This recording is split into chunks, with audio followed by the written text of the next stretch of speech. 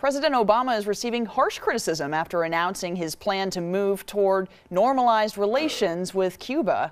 His administration is looking to expand economic ties with Cuba, open an embassy in Havana, and review that country's designation as state sponsors of terrorism. That's an interesting one. The U.S. is also easing restrictions on travel to Cuba, but tourist travel will still be banned. He says the U.S. is ending an outdated approach to Cuba that has failed to advance American interests.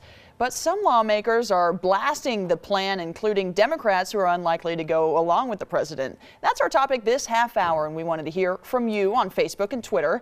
Joining us live in the newsroom is our Roundup panel led by Fox 26 legal analyst Chris Tritico. Hi, Chris. Hey, good morning. And before we start, let me just say that we've just received word here in the studio that State Representative and mayoral candidate Sylvester Turner's mother passed away last night. Sylvester Turner's been in the state legislature for 24 years and is currently a candidate for Houston mayor. And our condolences go out to Sylvester and his entire family. The president announced in a surprise move over the weekend that he was normalizing relations with Cuba, and in his announcement said that the 50 years of sanctions have not worked and it's time for a fresh start. As you noted, Hillary, he has received criticism from both sides of the aisle. It's the first bipartisan thing that's happened in Congress in a very, very long time.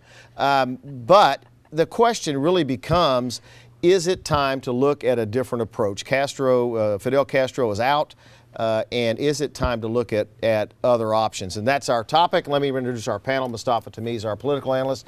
Jackie Valley, our public policy analyst. Good morning to both of you again.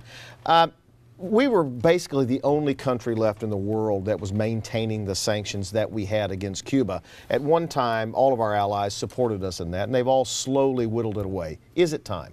It's time. It's been over 50 years since the president said this policy just has not worked and we need to try a different approach. The relationship with Cuba is not just between Cuba and the United States. It's really with Central America and South America as a whole. I mean, we've got enormous pressure from those countries in saying, normalizing this relationship. And politically, I mean, people will say lots of stuff, but at the end of the day, everyone knows the reason why the sanctions have existed so long is a small group, in Florida. And Florida's been a toss-up state for a long time, so politically it's been difficult. So the president has done taken a big step. The Pope has stepped in to help with this, and I think it's time. This is not the first time a president has done this. Nixon did it with China in a surprise move. Clinton did it with Vietnam, an enemy of ours, and normalized relations with those two countries that had been on our list of brutal dictatorships. What's the difference?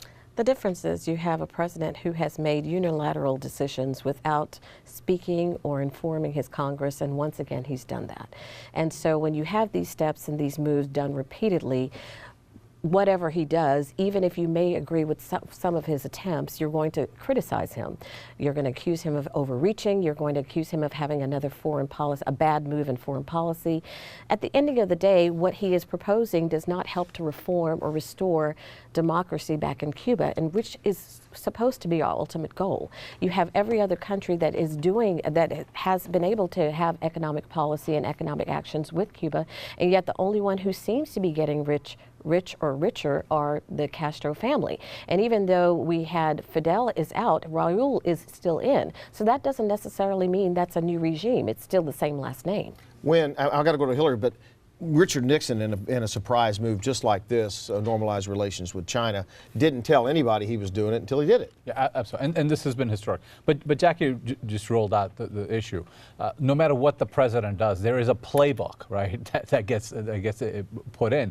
And anytime he does anything, there's a choir that will come out and attack him for it. This is the right. Just because in foreign policy, usually if he does it, it's wrong. Well, it's his right. It's his area, though. Well, it doesn't mean it is right. Hillary, let me go to Hillary. She's monitoring our social media.